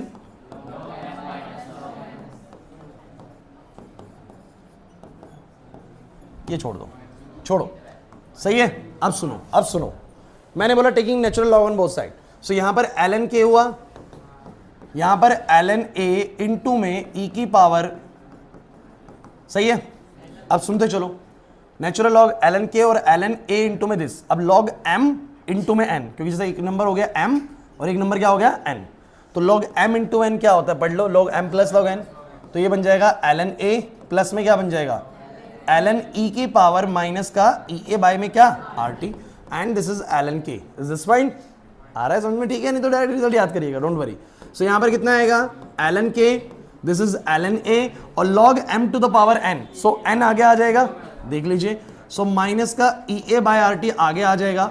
और बच्चों देखो थोड़ा सा तुम लोगों से, ln e का वैल्यू 1 होता है, ln e का वैल्यू कितना होता है ये तुम्हें पता नहीं, पता है कि नहीं पता, बट लॉग में, सिंपल लॉग में 10 का वैल्यू 1 होता है और नेचुरल लॉग में e का वैल्यू 1 होता है। तो ln e हो गया 1, क्योंकि log m की पावर n, तो n आगे आ गया, समझ रहे हैं, n आगे आ गया, बच गया सिर्फ बोलो क्या, ln e बोलो कितना हो गया 1। चलिए लास्ट स्टेप की तरफ चलते हैं, लास्ट स्टेप की तरफ चलते हैं। अब सुनिए, ये बन गया ln k बराबर ln a minus e a by rt। लेकिन तुम लोगों को पता है जब भी एग्जामिनर मान लो k की वैल्यू देगा, k की वैल्यू उसने 5 दे दी, तो ये बनेगा ln 5। लेकिन तुम्हें पता है एग्जामिनर किसकी वैल्यू देता है, log 5। वो ln में वैल्यू कभी नहीं देता, वैल्यूज किसमें देता है, log में। तो log में देगा तो हमें सारे ln को किसमें लेके आना चाहिए, log में। तो मैंने बोला किसी भी ln की वैल्यू log से कितनी गुना होती है, तो 2.303 टाइम्स ऑफ, बोलो क्या, सिंपल log k। ये हो जाएगा 2.303 टाइम्स ऑफ log a, और माइनस में e a बाय में बोलो क्या, rt। बोलो कितना हो जाएगा बच्चों ये। अब ये बन गया वैसा एक्सप्रेशन, ओए इधर भाई, बन गया वैसा एक्सप्रेशन। लेकिन दो जगह 2.303 रखने से बढ़िया एक जगह रखते हैं। कैसे, हमने पूरी इक्वेशन को डिवाइड कर दिया 2.303 से, तो बोलो क्या बना इक्वेशन, log k बराबर में log a माइनस में e a बाय में। अब सुनो मेरी बात ध्यान से, जिस बच्चे को आए समझ में प्रोसीजर, वेल एंड गुड, नहीं आता तो वैसे इस एक्सप्रेशन को याद करें और उसके बाद डायरेक्ट इसको याद करें। अब ये क्यों बनाया गया, क्योंकि उस पर मुझे डील करना, न्यूमेरिकल डील करना बड़ा मुश्किल हो जाएगा, लेकिन इस पर न्यूमेरिकल डील करना कोई ज़्यादा मुश्किल नहीं है, बिकॉज log की वैल्यूज तो एग्जामिनर ही दे देगा, k दे देगा, a दे देगा, log k बता देगा कितना है, log a बता देगा कितना है, बाकी के कैलकुलेशन मैं खुद कर सकता हूँ। बोलो कर सकता हूँ, नहीं कर सकता। दूसरी बात, ये किस काम आने वाला है फॉर्मूला, सर ये काम आने वाला है जिन बच्चों ने इंटीग्रेटेड इक्वेशन पढ़ा है वो जानते हैं हम पहले क्या डील कर रहे थे। पहले विकास यहाँ पर, पहले हम क्या डील कर रहे थे कि इतने समय पर कितना रिएक्टेंट कंसंट्रेशन है। अब समय और रिएक्टेंट कंसंट्रेशन का कोई खेल नहीं। अब पता है क्या है, कितने टेम्परेचर पर, एक फलाना टेम्परेचर देगा और रेट कांस्टेंट पूछेगा, टेम्परेचर पर रेट कांस्टेंट, बाकी सारी चीज दे देगा, एक्टिवेशन दे देगा, रिएक्शन को एक्टिवेशन कितना लगा था, आर दे देगा, आर तो पता है 8.314 है, ए दे देगा, सारी वैल्यूज दे देगा। मतलब ये मैं आपसे एक बात कर रहा हूँ, ये किस काम आने वाला है फॉर्मूला, ये किस काम आने वाला है? जब जब क्वेश्चन में ऐसा बोलेगा बताइए इस रिएक्शन का एक्टिवेशन तो इतना लगा, अरीनेस कांस्टेंट इतना है भाई, और बोलेगा बताओ 300 डिग्री सेल्सियस पर इस रिएक्शन का रेट कांस्टेंट कितना होगा, तो टी है 300 और ये रखना होगा, ये निकालना होगा। ओके, क्वेश्चन समझ में आया? नहीं आया समझ में? एक और बात करूंगा और उसके बाद मैं इसको फुल एंड फाइनल करके आपको एक दो न्यूमेरिकल आज की क्लास में करा दूंगा, फिर फिनिश हो जाएगा। नोट चेक कर लेना आप लोग, पीडीएफ मिल जाएगा आप लोगों को इसका। तो ये वाली बात समझ में आ गई यहाँ तक की? अब एक लास्ट बात करने वाला हूँ, लास्ट बात आज की, उसके बाद हम टॉपिक खत्म हो जाएगा। सुन लीजिए, अगर क्वेश्चन आया एक टेम्परेचर इतना दिया हुआ है, बताइए कितना रेट कांस्टेंट होगा, निकल जाएगा ये। बट अब एक सवाल ऐसे आएगा, कहेगा बताओ जरा, रिएक्शन सुनना भाई, कि एट टेम्परेचर T1 अगर रेट कांस्टेंट K1 है, अगर रेट कांस्टेंट, तो बताइए अगर मैं टेम्परेचर इतना कर दूं तो रेट कांस्टेंट कितना होगा? जैसे मैंने तुमसे आते ही बात करी थी, कि भैया इतने पर इतना है, 20 डिग्री सेल्सियस पे इतना है, तो 70 पे कितना होगा? लेकिन ये 70 की बात थी, क्या पता बीच में कुछ डेसिमल से देते, 62.5 पे कितना होगा, इतने पे कितना होगा, बोला है कि नहीं, कुछ भी दे सकता है। तो आप लोगों को ध्यान रखना है, अगर क्वेश्चन इस प्रकार का आया कि इतने टेम्परेचर पे इतना रेट कांस्टेंट है, तो बताओ इतने टेम्परेचर पर रेट कांस्टेंट कितना होगा। तो मेरी पूरी बात सुनना बच्चों, एक तो मैथमेटिक्स बच्चा ये लगाएगा, थोड़ी सी मैं भारी भरकम मैथमेटिक्स बताता हूँ, कि बच्चा कहेगा सर पहले बता रखा होगा इतने टेम्परेचर पे इतना रेट कांस्टेंट, और टी को पुट कर दूंगा, के को पुट कर दूंगा, लॉग ए तो अरीनेस कांस्टेंट है और ई भी ऐसी चीज है जो एक्टिवेशन एनर्जी रिएक्शन की है, वो सेम ही रहने वाली है।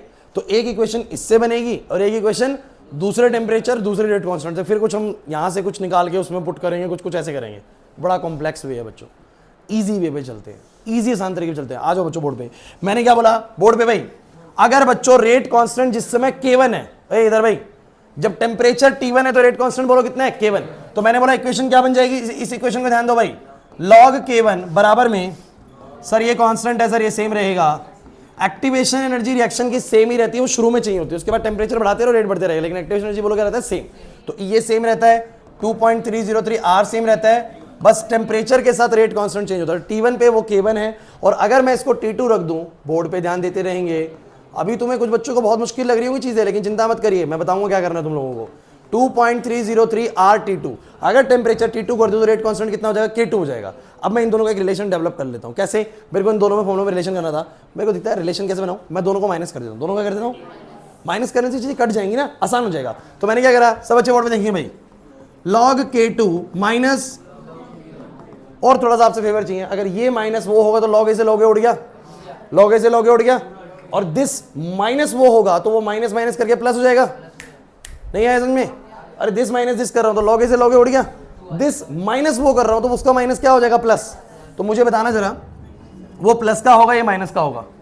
तो कॉमन क्या आ रहा होगा दोनों में से, EA अपॉन में 2.303 R, और वो प्लस का तो 1/T1, डोंट वरी आंसर आ चुका है, log m minus log n, ये रहा formula, log m minus log n क्या होता है, log m बाय n, तो log K2 by K1 EA by में एंड 1 बाय में। अब सुनिए मेरी पूरी बात, अब पूरी बात सुनिएगा जो बोलूँ। अब तुम्हें कुछ नहीं करना, ये वाला इक्वेशन याद करो थ्योरेटिकल पर्पस के लिए, कर लोगे? मतलब पता लग गया उसका, T के साथ K कैसे वेरी करता है, थ्योरेटिकली भी पता है, मैथमेटिकली भी पता है। EA के साथ थ्योरेटिकली भी पता है K कैसे वेरी कर रहा है, high activation low energy, sorry high activation मतलब लेसर रेट, और मुझे मैथमेटिकली भी पता है। न्यूमेरिकल पर्पस के लिए सिर्फ आपको दो फॉर्मूले याद करने हैं, एक ये वाला और एक ये वाला। लेकिन ये कब इस्तेमाल होगा वो सुन लो, जब क्वेश्चन में बात होगी निखिल, जब क्वेश्चन में बात होगी इतने फलाना टेम्परेचर पे कितना रेट कांस्टेंट है, मतलब एक ही टेम्परेचर और एक ही रेट कांस्टेंट है, इसको कर लो। और जब बोले कि भैया नहीं 300 डिग्री सेल्सियस पे रेट कांस्टेंट 50 का था, बताओ 350 डिग्री सेल्सियस पे रेट कांस्टेंट कितने का होगा, मतलब दो टेम्परेचर की बात करें और दो रेट कांस्टेंट की, तो किसका इस्तेमाल करोगे, इसका। तो ये कब इस्तेमाल करना है, जब दो टेम्परेचर दो रेट कांस्टेंट होगी। ये वाला कब करना है, जब एक टेम्परेचर, प्रोसेस मैंने तुम्हें बताया, मैंने लेकिन एक बात कही, केमिस्ट्री में प्रोसेस यहां का मैटर नहीं करता भैया। हमारा मेन मकसद है यहां पर कि हमें कॉन्सेप्ट समझ में आ जाए, हमारे क्वेश्चन सारे के सारे बन जाए। आपको मैंने बताया है प्रोसेस जो है करना है, आपकी चॉइस है, बट मैंने बोला पेपर में नहीं आएगा, ठीक है। आप क्वेश्चंस करेंगे तो स्टार्ट, ठीक है, 2 क्वेश्चन बनाएंगे बस बच्चों। पता है क्या टॉपिक हो गया ना, क्वेश्चन नहीं करेंगे कोई फायदा नहीं है फिर। चलो एक मैं बनाए तो बुकलेट दो।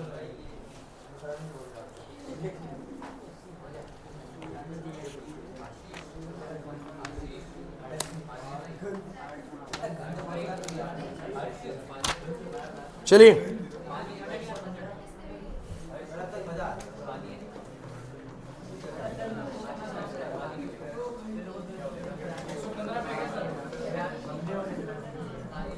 115 पे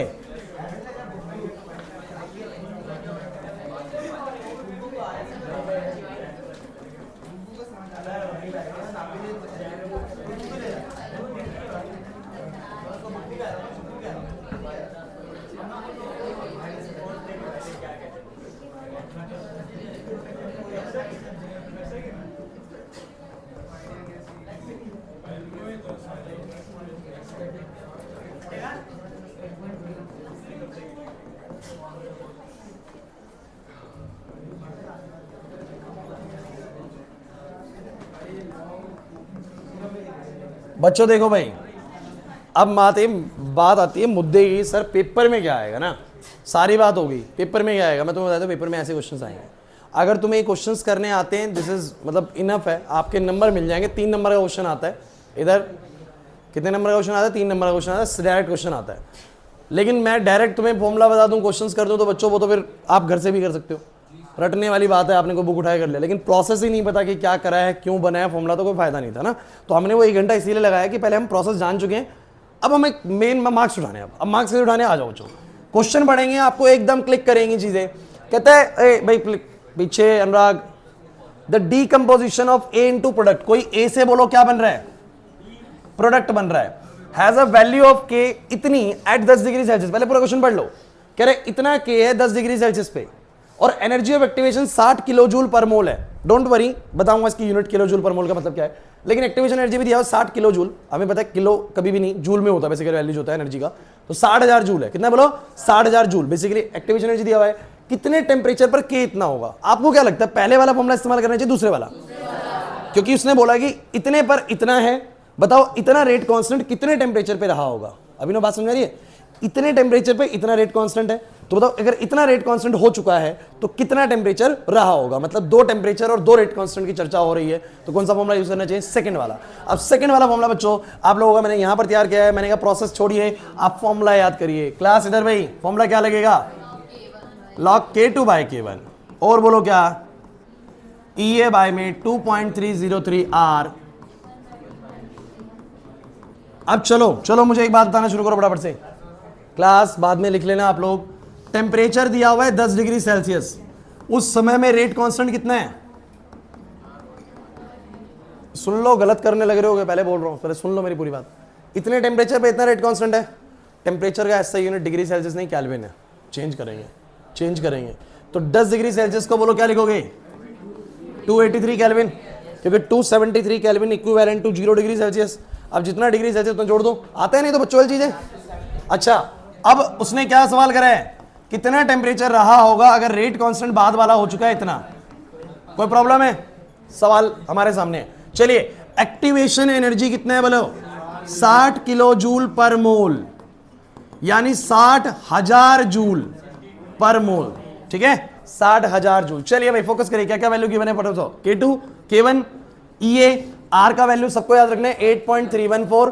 क्या और गिवन है बच्चों? T1। क्या फॉर्मूले में मिसिंग है? निकलेगा कि निकलेगा? कैलकुलेटिव है लेकिन निकलेगा, 100% निकलेगा। बोलो क्या आएगा? ए क्लास, K2 आया 1.5 इंटू 10 की पावर 4, K1 कितना है? हीरा 4.5 इंटू 10 की पावर 3, 60,000, 2.303, 8.314। T1 है बच्चों 283।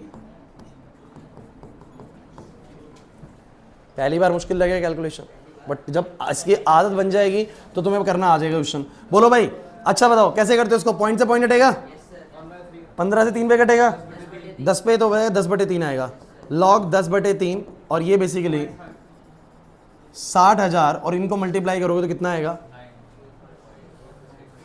19 पॉइंट समथिंग है।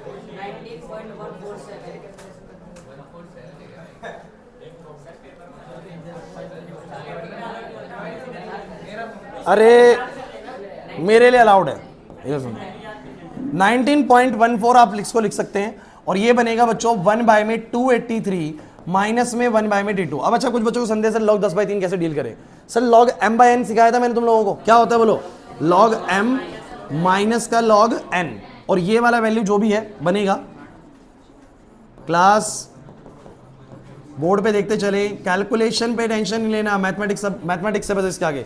अब क्या है ना, ये आपकी बिल्कुल भी हेडेक नहीं है, ये एग्जामिनर आपको देगा कि log 10 का वैल्यू बच्चों 1 है और log 3 का वैल्यू 0.47 है, ये वो देगा भाई, तुम्हारी कोई हेडेक नहीं है इस मैटर को लेके, उसको देना ही देना है ये तो log 10 बोलो कितना 1 और ये बोलो कितना 0.47, ये है 60,000 19.14 1 बाय में 283 माइनस में 1 बाय में T2। Is there any problem? log 10 ये कितना हो गया बोलो 0.53, उसको इधर ले आऊं 0.53 इंटू में 19.14 डिवाइड बाय में 60,000 बराबर में 1 बाय में 283 माइनस में 1 बाय में T2। कोई दिक्कत है? नहीं आ रहा ना समझ में? अब क्या नहीं आ रहा? अबे सॉल्व करना है यार। सो 0.53 इंटू 19.14, एक सेकेंड, 19.14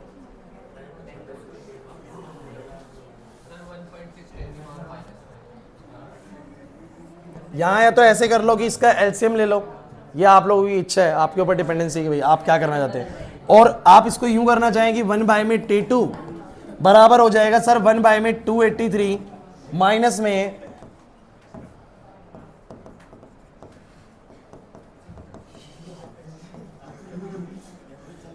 आ रही है बात समझ में? अब ये वैल्यू सॉल्व करके लास्ट में रेसिप्रोकल करना है। देखो भाई मैं तुम्हें बताऊं, कैलकुलेशन है इसके अंदर बस थोड़ा तो क्या बोलते, थोड़ा ज़्यादा ही है। अरे भैया सुनो, फॉर्मूले मैंने तो घर पे तैयार नहीं करे ना, सीबीएसई ने टॉपिक डाला हुआ, मतलब क्वेश्चन करना है, आप लोगों को कैलकुलेशंस करनी पड़ेंगी, ठीक है। और अगर तुम्हें लगता है कि कैलकुलेशन तुमसे नहीं हो रही है, अभी टाइम नहीं बचा है, मैं नेक्स्ट क्लास में तुम लोगों को बता दूंगा कि तुम्हें इसको डील कैसे करना है, प्रॉपरली कैलकुलेशन कैसे करना है। क्लियर है? अगर तुम्हें लग रहा है कि ज़्यादा दिक्कत है तो तुम लोगों को एक और तरीका बता देता हूँ। तुम लोग क्या करो, क्लास नहीं छुट्टी नहीं हुई, अभी सुनो,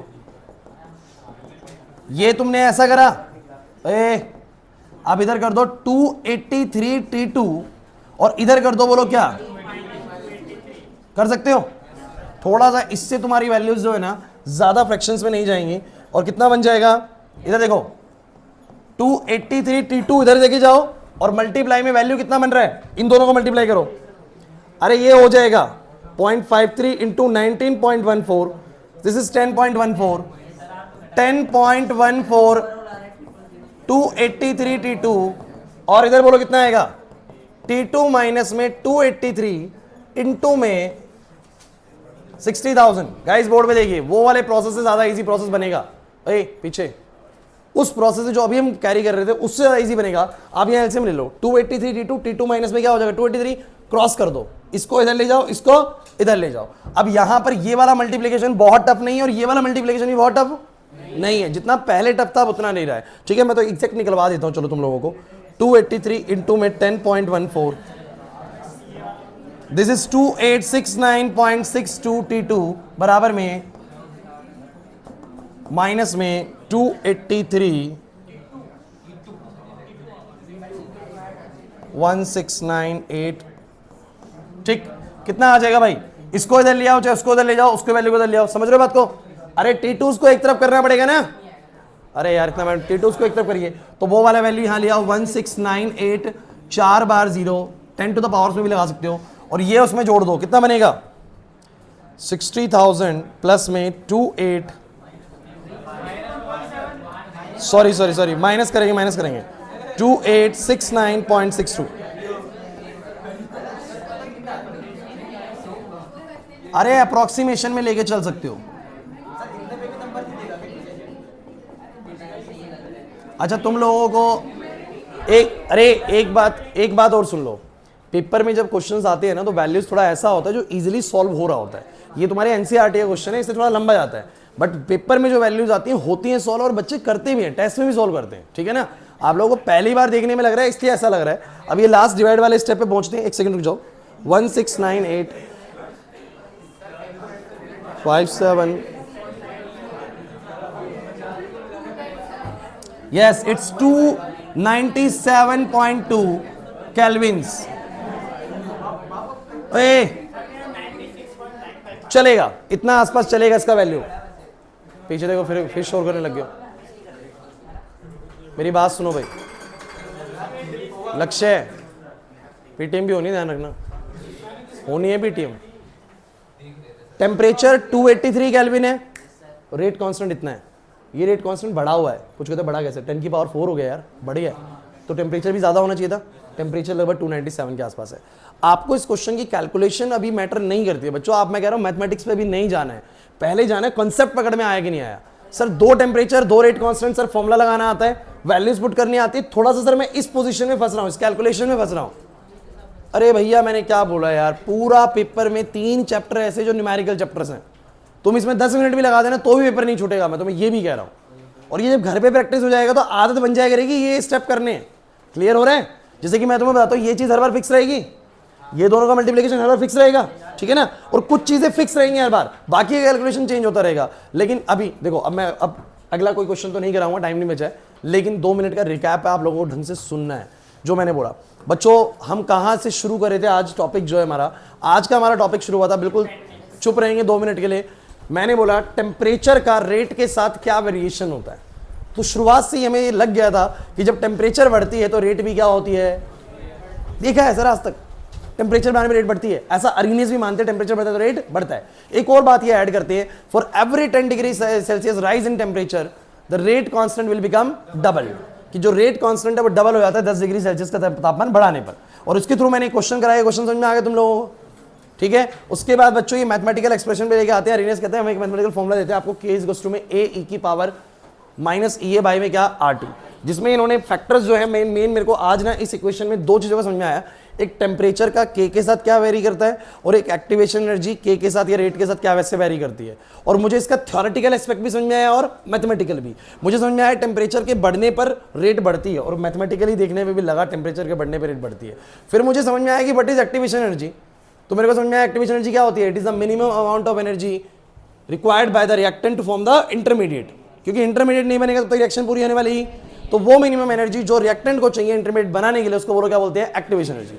और अगर हाई एक्टिवेशन एनर्जी चाहिए तो रिएक्शन क्या होगी, स्लो होगी। तो मुझे लॉजिकली भी पता है कि हाई एक्टिवेशन पे एनर्जी वो रेट स्लो क्यों होती है, और मैथमेटिकली भी देखा कि ई के ज्यादा होने पर रेट क्या होता है, बोलो स्लो होता है। तो टी के ज्यादा होने पर रेट फास्ट, ई के ज्यादा होने पर रेट स्लो, मैथमेटिकली भी समझ में आया और थ्योरेटिकली भी लिख लेंगे तो और समझ में आ जाएगा, है ना। और फिर मैंने बस ये बोला कि बच्चों ये एक्टिवेशन एनर्जी का मुद्दा समझ में आ गया सब बच्चों को, ग्राफ समझ में आ गया सब बच्चों को। उसके बाद बच्चों मैंने लास्ट तुम लोगों को बोला कि तुम्हें इस प्रोसेस पे नहीं जाना है, तुम्हें 2 फॉर्मूले याद करने हैं, क्योंकि मैथमेटिकली लगन हम इस फॉर्मूले से कैलकुलेशंस नहीं कर पाएंगे शायद, लेकिन इसके थ्रू और इसके थ्रू हो जाएगा। आज मैंने न्यूमेरिकल सिर्फ तुम्हें इसके ऊपर कराया, इसके ऊपर कोई न्यूमेरिकल नहीं करवाया, क्लियर हुआ कि नहीं हुआ। अभी सुनो मेरी बात पूरी, एक क्वेश्चन में यहाँ पर ना, एक बार मुझे एक बुकलेट दिखाओ, मैं कुछ दे नहीं रहा हूँ आपको, बता रहा हूँ बस एक चीज सुनो। अभी ए क्लास 2 मिनट एक्स्ट्रा लगेंगे, मुझे तुम ये बताओ रिकैप, ये जो मैंने टॉपिक समझाया पूरा समझ में आ गया। एक बात ऐड कर रहा हूं बस आप लोगों के लिए कि इस साल कार्तिकेय इधर देखो भाई, इस साल बोर्ड में ना क्वेश्चन जो है वो इसी टॉपिक से ही रिलेटेड आया था, मुझे एग्जैक्ट एक बार चेक कर लेने दो, ठीक है। आप लोगों को एक क्वेश्चन बोर्ड पे लिख रहा हूं, घर से करना है, दिल्ली 2024 का क्वेश्चन है, कोई नहीं कॉपी फिर से निकालो, क्वेश्चन घर से करना है, मैं नहीं बोल रहा। ये क्वेश्चन है the rate constant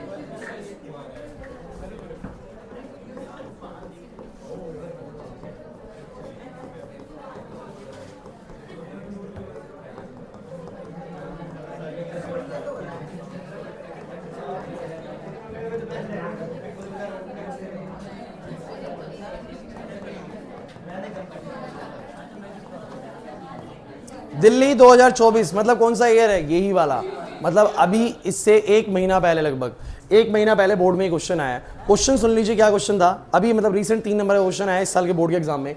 the rate constant of reaction quadruples, quadruples का मतलब क्या होता है, 4 गुना होना, क्वाड्रपल्स का मतलब क्या होता है, 4 गुना होना, ठीक है। When the temperature changes from 700 Kelvin to 720 Kelvin. अब टेम्परेचर पहले बोलो कितना, 700, बाद में बोलो कितना, और क्या बोल रहे हैं, रेट कांस्टेंट क्या होगा, क्वाड्रपल। क्वाड्रपल मतलब कि K2 जो है वो कितना है बोलो, 4 times of K1, 4 times of. तो भले वो K1 K2 दे नहीं रहा, लेकिन हमें पता है कि जब मैं ये log K2 बाय K1 का इक्वेशन लगाऊंगा, log K1 bye K2, K2 by K1 का इक्वेशन लगाऊंगा, ध्यान देना, बहुत अच्छे। तो पता लग गया सर, K2 को जैसे ही 4 K1 रखूंगा वो तो कट जाएगा, तो बोलो log 4 बचेगा नहीं बचेगा। और मुझे ये पता है कैसे सर, उसने देखो वो, मैं क्या कह रहा हूं, पेपर में तुम्हारा काम आसान कर रखा है उसने। ये देखो ना 2.303 R मतलब पूरा 19.15 बना के दे रहा है, तो इन दोनों का प्रोडक्ट वैसे ही 19.15 हो गया। T1 बोलो कितना है 700, T2 बोलो कितना है 720, क्या निकालने का बोला है, पढ़ो। 3 नंबर का क्वेश्चन नहीं बना पाओगे, log 4 कहां पर है, ये रहा। तुम्हें लग रहा है कि इसका मुश्किल कैलकुलेशन है, अब लगा मुश्किल। मैंने क्या बोला, सीबीएसई इस बात पे फोकस नहीं कर रही कि तुम्हारी मैथमेटिक्स कितनी अच्छी है, वो देखना चाह रही है कि बच्चा क्वेश्चन पढ़ के केमिस्ट्री का अंदाजा लगा पा रहा है कि नहीं लगा पा रहा। तो उन्होंने जो दिया वो इजी है कि नहीं, इजीली कैलकुलेबल है कि नहीं। और ये जो क्वेश्चन आया बताओ, हमने अभी तक इस टॉपिक पे बहुत ज्यादा क्वेश्चंस नहीं बनाया, लेकिन ये क्वेश्चन तो वैसे ही बनने लायक था, समझ रहे हैं। अभी तो टॉपिक ही समझा था, उसके बाद भी तैयार हो जाता। तो मैं बता रहा हूँ सीबीएसई में क्वेश्चन मुश्किल नहीं आते अगर तुम तरीके से पढ़ के जा रहे हो। तो टॉपिक तुम लोगों को अरीनेस का क्लियर हुआ कि नहीं हुआ, ठीक है। पीडीएफ आप लोगों के ग्रुप में आएगा, वीडियो आ जाएगी, तब आप लोग देख लेना, ठीक है। आप लोग 2 बच्चे एक बार रुक जाना 1 मिनट के लिए, फिर चलिए आप सब जा सकते हैं बच्चे, हैं। ये पीडीएफ तो अभी भेज रहा हूँ।